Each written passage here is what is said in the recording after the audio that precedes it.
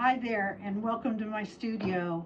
I am so excited that the new Amaco Ceramic Printing Inks are out and ready for you to purchase. You can find them almost anywhere. If you look online, there's lots of places that have them now, or you could go to your local supplier, wherever you buy your clay and glazes, and they'll have it.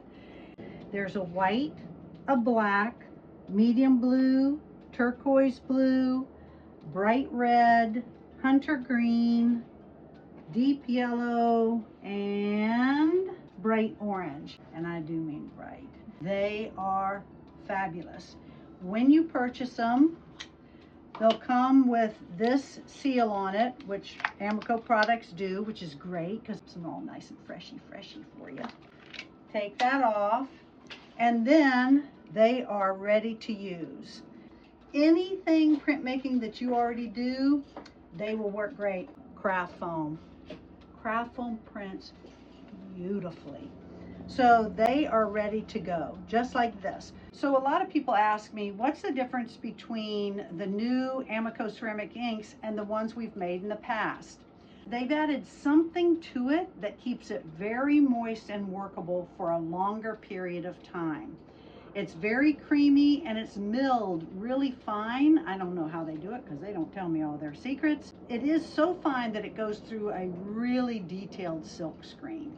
When I make my own underglaze inks, I take a pint of underglaze, I let it evaporate, it gives me 8 ounces of printing ink, which is what this is. So basically, what is that telling you? The long and the short of it is that you don't pay any extra money to purchase the inks. It's going to cost you the same, and frankly less for the brighter colors like the yellow, the orange, and the red are cheaper than the ones I make myself. And if cost is an issue, because they last a long time, you use just an itty bitty bit, this container, it lasts a long time. You can go to the hobby store and buy a 4-ounce container, order the ceramic printing inks, put half of it in here, give that to your friend, charge her or him half, and then you've got half of a container. That way you could get more colors if you'd like to.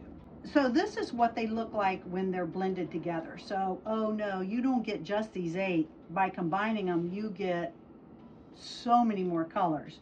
So this is a chartreuse color that I got from the turquoise and the yellow by mixing those two together. Another thing about the inks is that they're very opaque. They're not translucent. So when I make my own inks out of yellow or chartreuse, they're always translucent. These are very opaque. But if I take the yellow and mix it with the hunter green, I get a whole different set of greens. I get more of this mid-range kind of Kelly green. There is no purple on the lineup, but who cares, because you just make it yourself.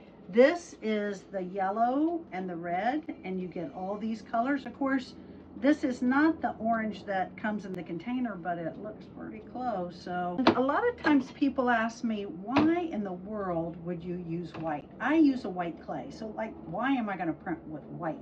I'll tell you why you're going to print with white. Because if you mix the white with the darker colors like the hunter green and the blue, you will get these beautiful values.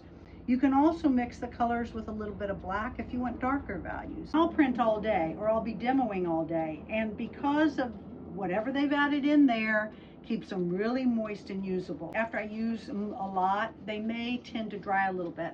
All I do is I take a spray bottle, I fill it with distilled water, and you just spray it down. The first thing I do is I open them up, I stir them up.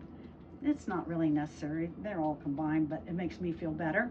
And then when I'm done with them the end of the day, I can mist them, put the lid on. If you buy silkscreen ink, it's really liquid. If you buy block printing ink, it's really thick and pasty. But on this, you're just going to have one ink that does it all. If you're silk screening and you want it a little bit looser, all you have to do is add distilled water. If you're block printing and you want to make it a little thicker, all you have to do is let it sit out and get a little thicker. It's so easy. I use them back and forth all the time, and they work great.